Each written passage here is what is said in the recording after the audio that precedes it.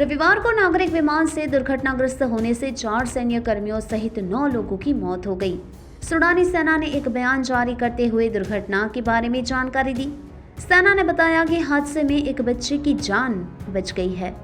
सूडानी सेना ने जानकारी दी कि एंटोनोव प्लेन दुर्घटनाग्रस्त होने से पहले उड़ान भर रहा था और उसमें खराबी आ गई, जिसके बाद प्लेन हादसे का शिकार हो गया। सूडान में इस साल 15 अप्रैल से सशस्त्र बलों और अर्धसैनिक रैपिड सपोर्ट फोर्सेस के बीच लड़ाई जारी है। इसके बाद से पोर्ट सूडान प्रवासियों, राजनयिक मिशनों के सदस्यों और उत्तरी अफ्रीकी देश से भाग रहे कुछ सूडानी नागरिकों के लिए देश से बाहर निकलने का एग्जिट पॉइंट बन चुका है। हालांकि इस हिंसा में अब तक 1136 लोग मारे गए। सोमवार को राज्यसभा लोकसभा में जमकर बवाल हुआ और इसी बीच राज्यसभा चेयरमैन ने आम आदमी पार्टी के सांसद संजय सिंह को सस्पेंड कर दिया है। चेयरमैन जगदीप धनखड़ ने सोमवार को ये बड़ा एक्शन लिया। संजय सिंह पूरे मानसून सत्र के लिए सस्पेंड रहेंगे। जानकारी के मुताबिक केंद्रीय मंत्री और राज्यसभा में सदन के नेता पीयूष गोयल ने सभापति से संजय सिंह की शिकायत की थी। उनकी शिकायत के आधार पर ही यह फैसला लिया गया है और मानसून सत्र के लिए संजय सिंह को राज्यसभा से सस्पेंड कर दिया गया है। मणिपुर के मामले को लेकर संसद में हंगामा बरपा हुआ है, जिसकी वजह से कार्यवाही सुचारू रूप से नहीं चल पा रही। मानसून सत्र के तीसरे दिन भी विपक्षी दलों की ओर से जबरदस्त विरोध देखने को मिला।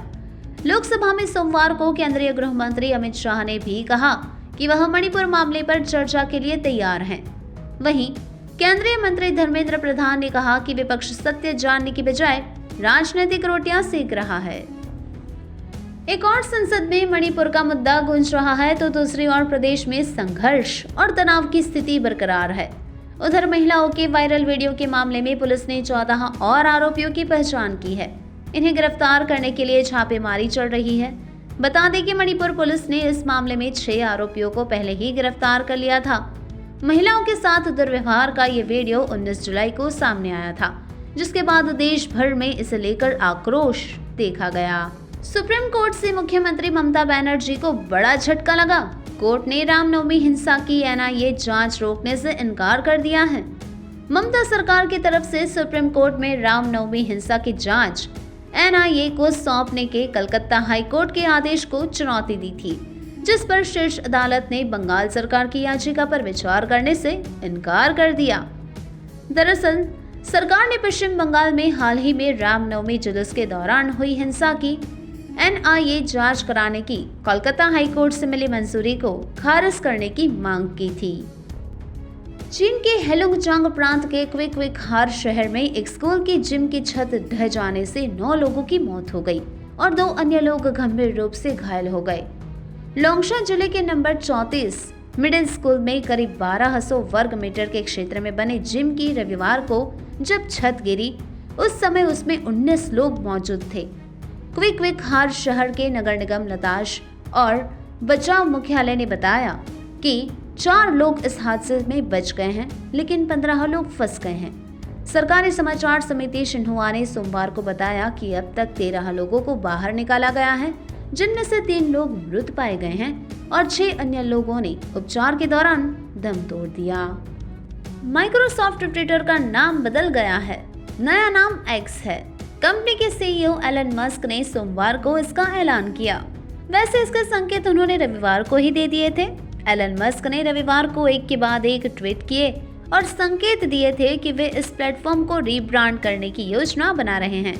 उन्होंने लिखा था, अगर आज रात एक अच्छा एक्स लोगो पोस्ट किया जाता है तो हम लोग इसे दुनिया भर में कल लाइव कर देंगे और जल्द ही हम ट्विटर ब्रांड और धीरे धीरे सभी चिड़ियाओं को अलविदा कह देंगे। केंद्रीय मंत्री नितिन गडकरी ने कहा कि वोटर बहुत ही होशियार होता है। वो खाता सबका है, लेकिन वोट उसी को देता है जिसे उसे देना होता है। गडकरी ने बताया कि उन्होंने एक बार लोगों के बीच 1-1 किलो मटन बांटा था, फिर भी चुनाव हार गए थे, क्योंकि आज का वोटर बहुत ही जागरूक है। दरअसल गडकरी रविवार शाम महाराष्ट्र राज्य शिक्षक परिषद के कार्यक्रम में चुनाव जीतने के तरीके बता रहे थे। इसी दौरान उन्होंने यह बातें बताई। गडकरी ने कहा कि चुनाव प्रलोभन से नहीं, बल्कि लोगों के दिलों में विश्वास और प्यार पैदा करने से जीते जाते हैं।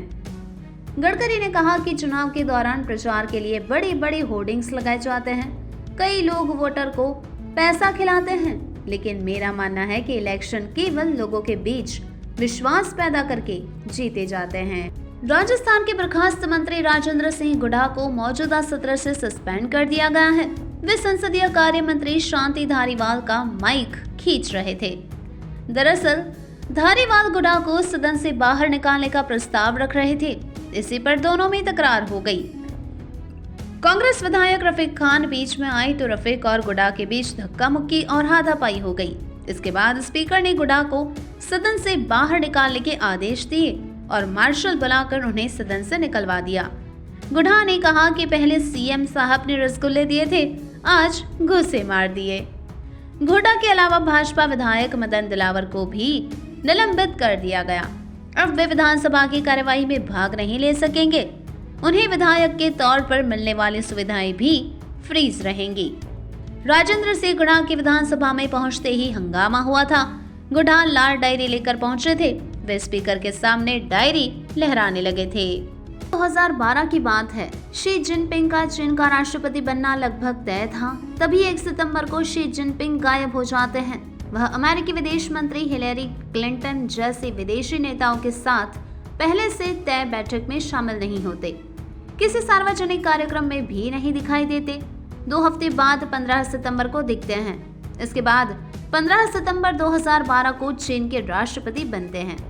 अब इस बार चीन में विदेश मंत्री क्विन गैंग 1 महीने से गायब है। वह भी अपने तय कार्यक्रमों में विदेशी नेताओं से नहीं मिल रहे हैं। चीन का विदेश मंत्रालय भी उनके बारे में कुछ भी बताने को तैयार नहीं। कुछ लोग इसे टीवी एंकर के साथ अफेयर से जोड़कर देख रहे हैं। वहीं कुछ लोग कह रहे हैं कि गैंग की लोकप्रियता से जिनपिंग उनके दुश्मन बन गए हैं। ऐसे में एक बार फिर से चीन में बड़े फेरबदल की आशंका जताई जा रही है।